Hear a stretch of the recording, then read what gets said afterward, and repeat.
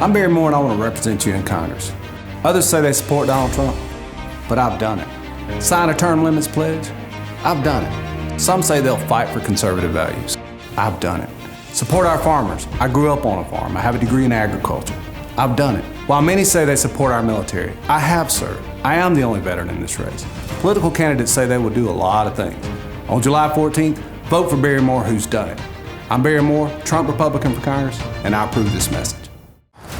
Coming up next on The Voice of Alabama Politics, our special guest is Kelly Butler, Alabama's Department of Finance Director. Also, the V-Team takes a look at excessive force used in Huntsville. And Senate President Pro Tem Dale Marsh wants more people infected with COVID.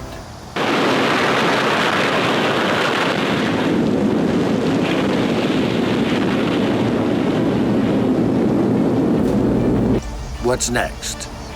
Genocide? All this and much, much more coming up next on The V.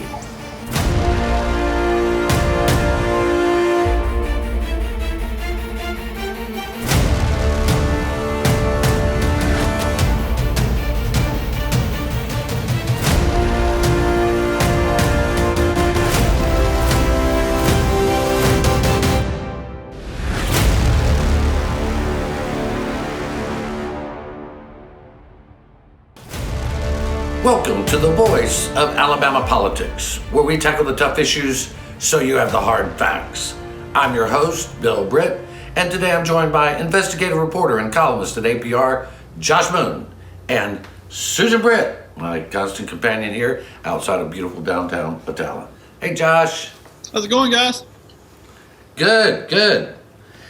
So we've done some more investigating into the Huntsville protest and the use of force against those mostly peaceful protesters. Back on June 3rd, there was a protest that took place in Huntsville after a scheduled protest, and the police department of Huntsville and the Madison County Sheriff's Department dispersed the crowd using tear gas, pepper spray, and rubber bullets or beanbag projectiles. And we've looked into that, Josh, and you have, and Micah Danny has, and we have.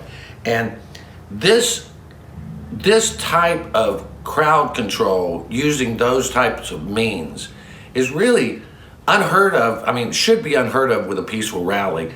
And it certainly seems like the Huntsville is just doubling down and trying to say, oh, we did nothing wrong. So we've reached out to some experts internationally who say that's not the way you use that force.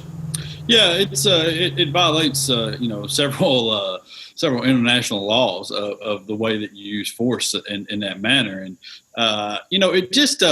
it was also ridiculous. That's the thing that gets you is you look back at that crowd and what was going on and what they were doing and how they were handling things, and it was so unnecessary to treat those people in that way. There had been, even after this all started, even after the police initiated the violence there, because the police did, by their own admission, initiate the violence. They felt threatened by simple actions, the way people were conducting themselves in terms of their body language and things, and no actual acts of anything that had taken place.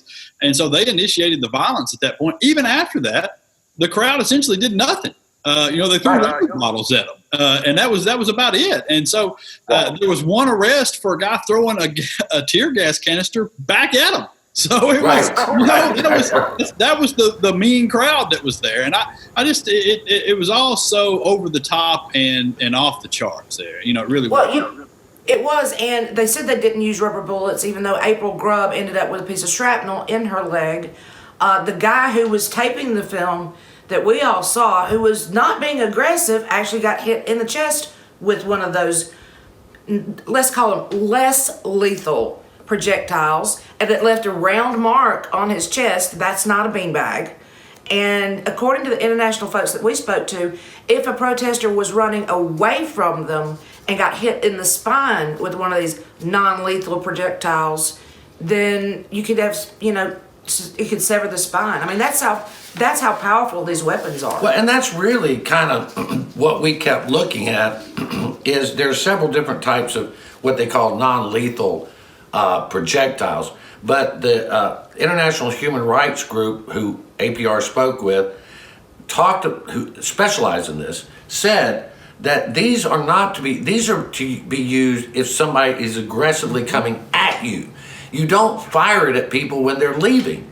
And that's exactly what they did. They fired it and hit people in the back, hit people in the legs.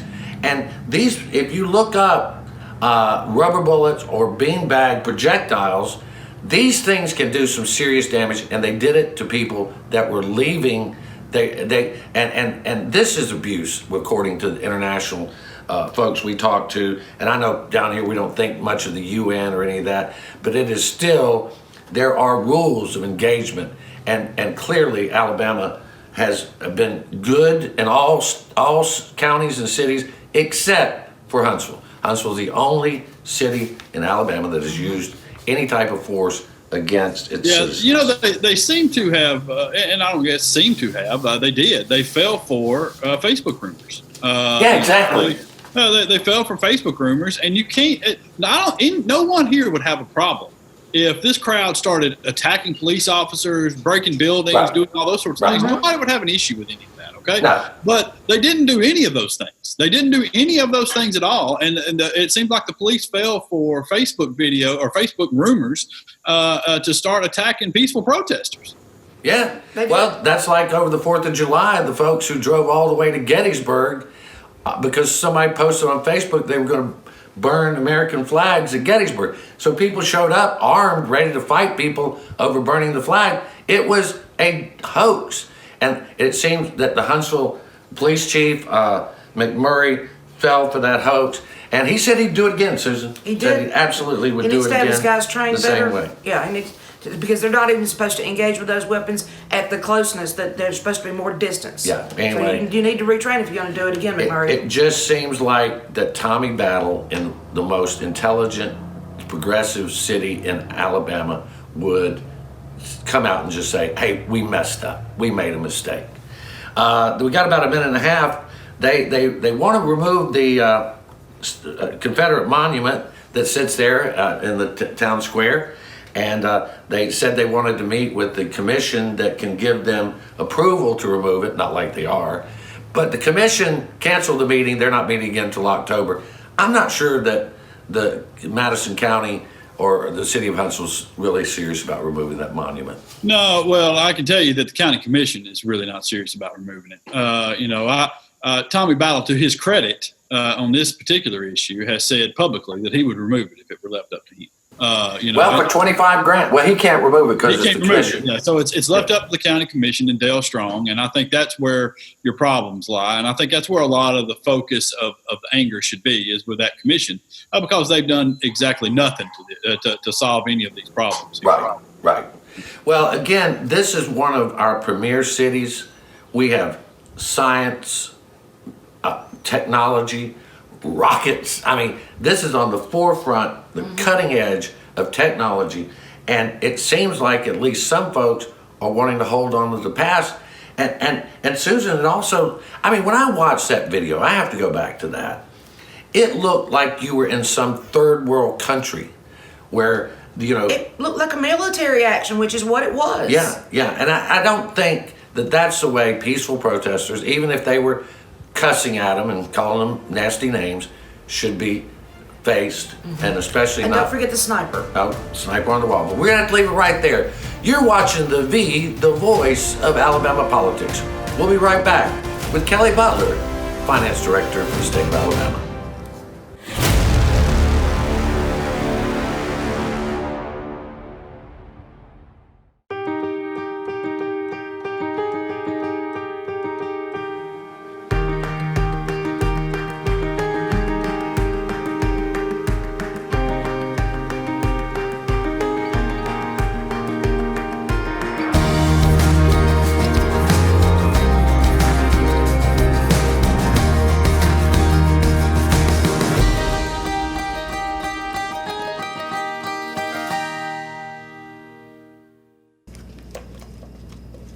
What are you doing today, babe? I thought I'd head down to the lake with the guys, do a little fishing. Of course, none of us will be wearing our seatbelts. I'll lose control of the truck, wrap it around a tree, and kill us all. Okay.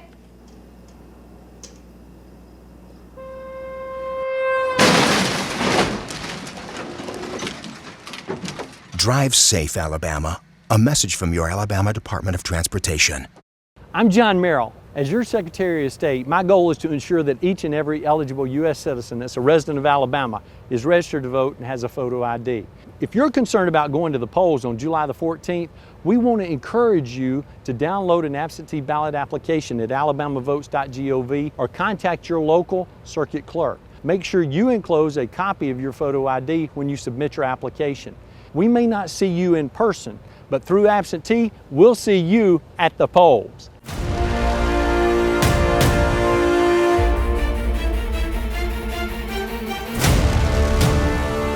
Welcome back to the voice of Alabama politics. Our special guest today is Kelly Butler, the Director of Finance for the state of Alabama. Mr. Butler, thank you for joining us today. Thank you, Bill. Susan, it's good to be with you today. There has been a lot of things going on this week, but one of the big things that we're seeing from state government is that the Ivey administration, and especially involving your office, has been distributing a lot of CARES Act funds to help education, to help small business, and to help the nursing homes. There's about $1.8 billion that's being distributed, and these are large chunks of money that are going to help a lot of people. I'd like to start off first and ask, could you explain to our viewers the money that's going to K through 12 and the money that's going through higher education? Sure, I'd be glad to, Bill. So this week, the governor announced 2 programs for education. She released $48 million to K-12 education that's coming from something called the Governor's Emergency Education Relief Fund, which was a part of the CARES Act. This particular pot of money is actually separate from the larger coronavirus relief fund that has gotten a lot of the attention. But it is for education, and specifically in this case for K-12 education. So it is intended to fund many of the things that were in Dr. Mackey's proposal for returning to school for K-12. So included in that are monies to put Wi-Fi on school buses, more school buses, which is a program that has been somewhat successful in some of the rural parts of the state since the pandemic happened. Some school districts have been able to take buses that have Wi-Fi and put them in strategic locations, and then children can come to where that bus is parked and be able to do some of the work if they don't have ability to do that at home. Right. So some of the funding is for that.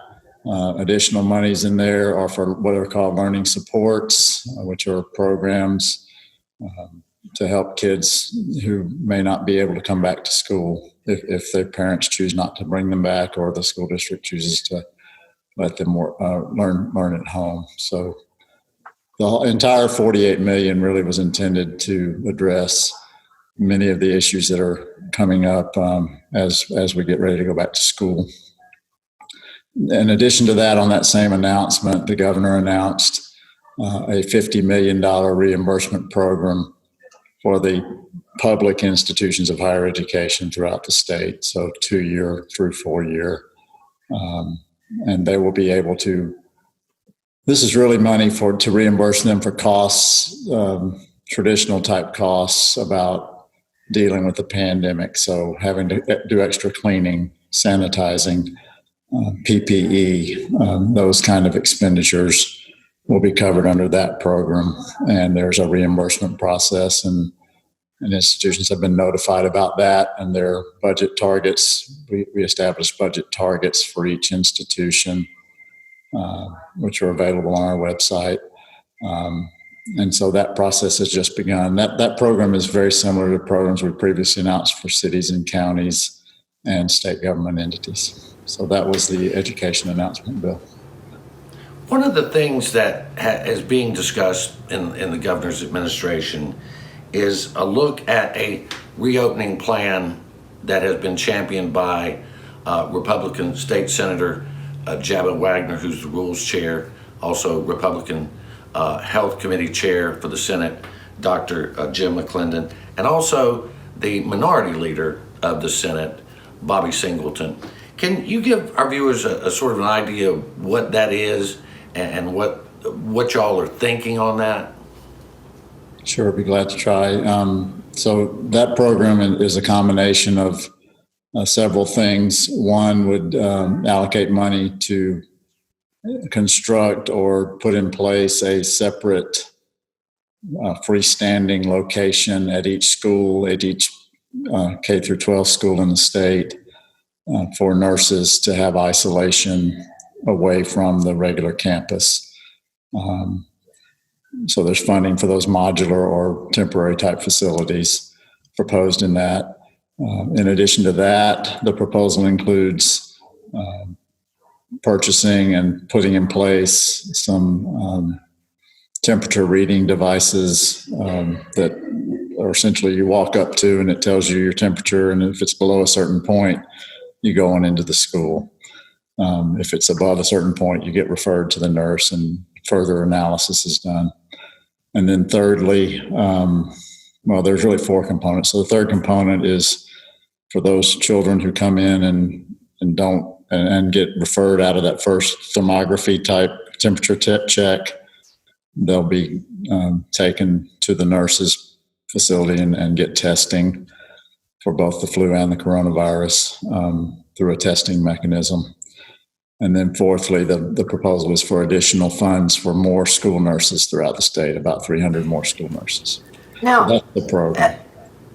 Is that going to cost the state any money, or is that covered by the CARES Act monies? Well, it would cost money to do it, obviously, Susan, and they've made a request for coronavirus relief fund money. We have had several meetings and continuing discussions.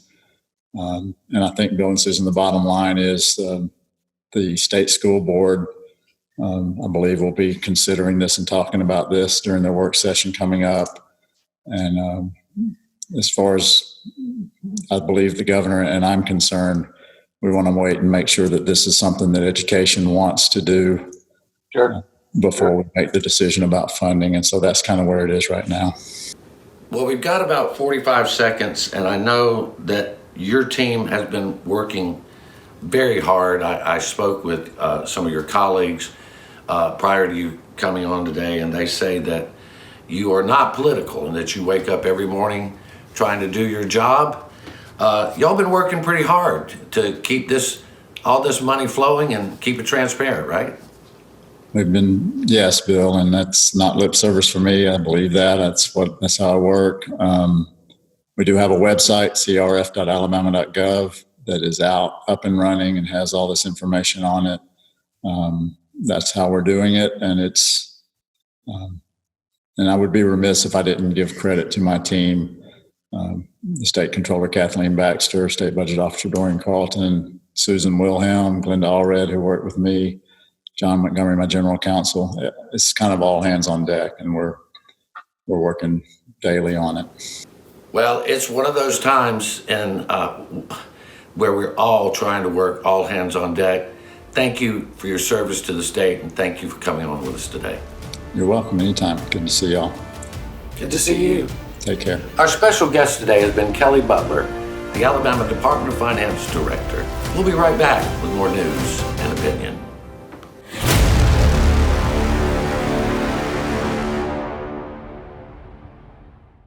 The Port of Mobile is a crucial commerce center for the entire state of Alabama. Activities with our shippers generated over $490 million in tax revenue for the state. We've generated 135,000 jobs by having a competitive seaport within cost-effective reach. Thanks to the state's leadership, Alabama's only seaport is being modernized to ensure that we are continually competing on a global scale. For more information, contact the Alabama State Port Authority at asdd.com. I'm John Merrill, As your Secretary of State, my goal is to ensure that each and every eligible U.S. citizen that's a resident of Alabama is registered to vote and has a photo ID. If you're concerned about going to the polls on July the 14th, we want to encourage you to download an absentee ballot application at alabamavotes.gov or contact your local circuit clerk. Make sure you enclose a copy of your photo ID when you submit your application. We may not see you in person, but through absentee, we'll see you at the polls.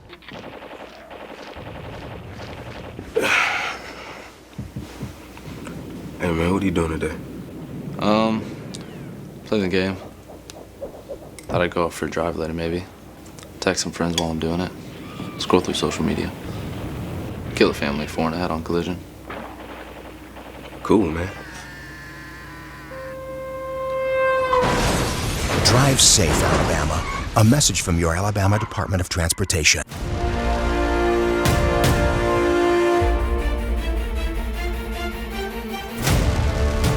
Welcome back to the voice of Alabama politics.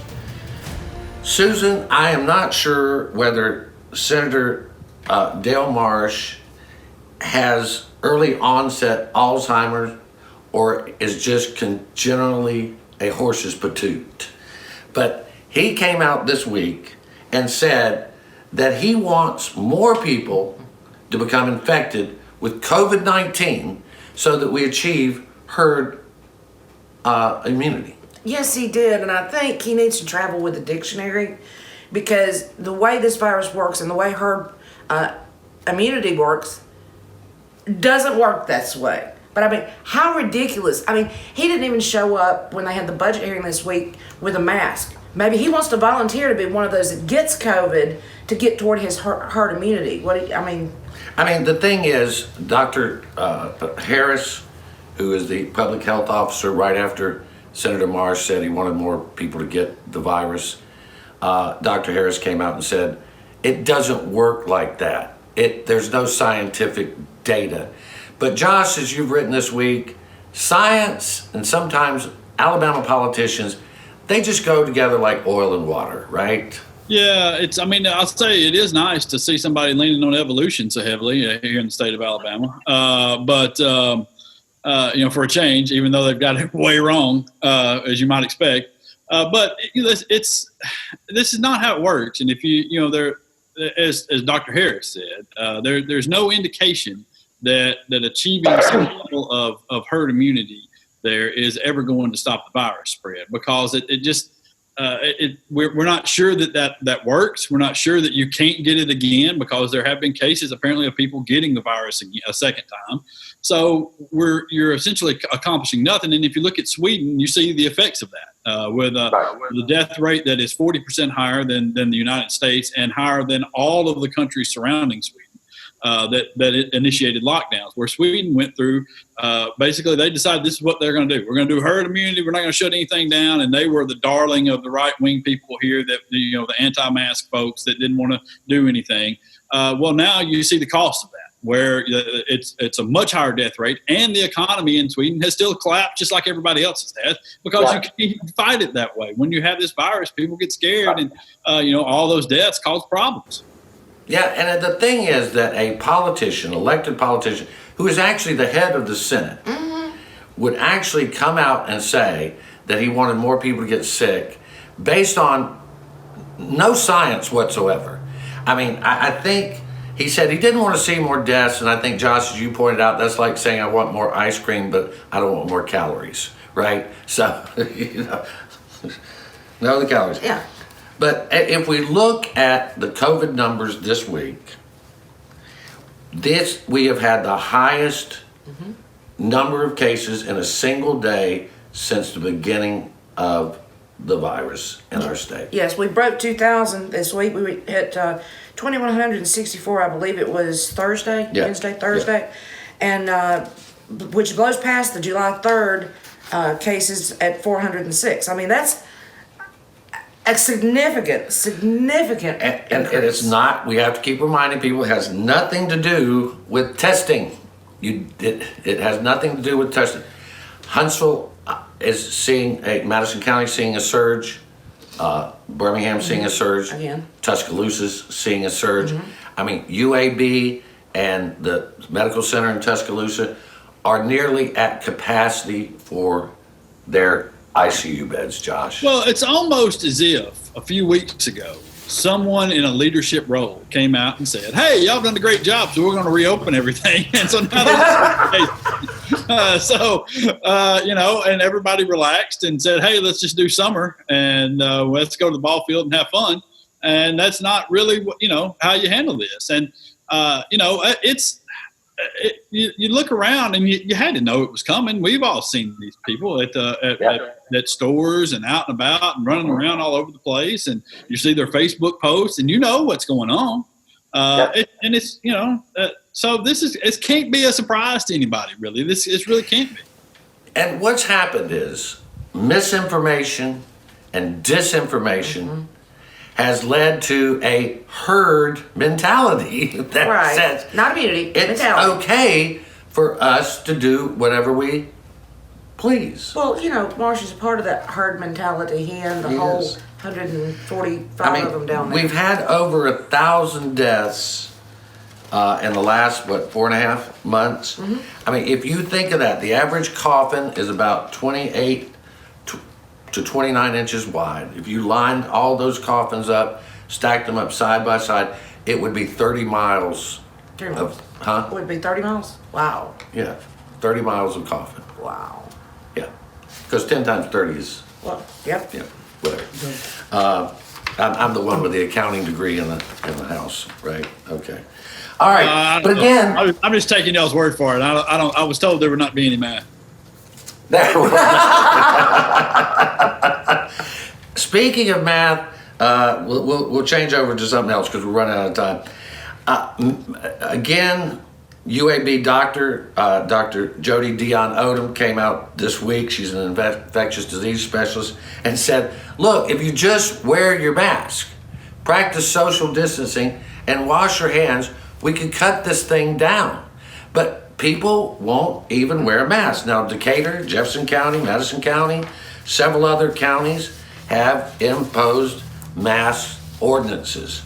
They are a good thing, but we just can't we can't get there on a state level because of politics. That's all this is, Josh. It's just politics. Yeah, I don't know how you equate tyranny to requiring you to wear a mask. When you're out in public. And what kills me most of all is that the majority of the people doing the most complaining about this thing are the same people that drenched themselves in head-to-toe camouflage and deer urine and sit in a tree stand for 8 hours on a cold morning in the winter time.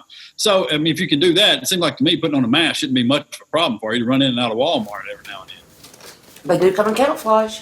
That's right. I had never thought about deer urine being in the equation, but there you go. Yeah, you got to put the deer urine on.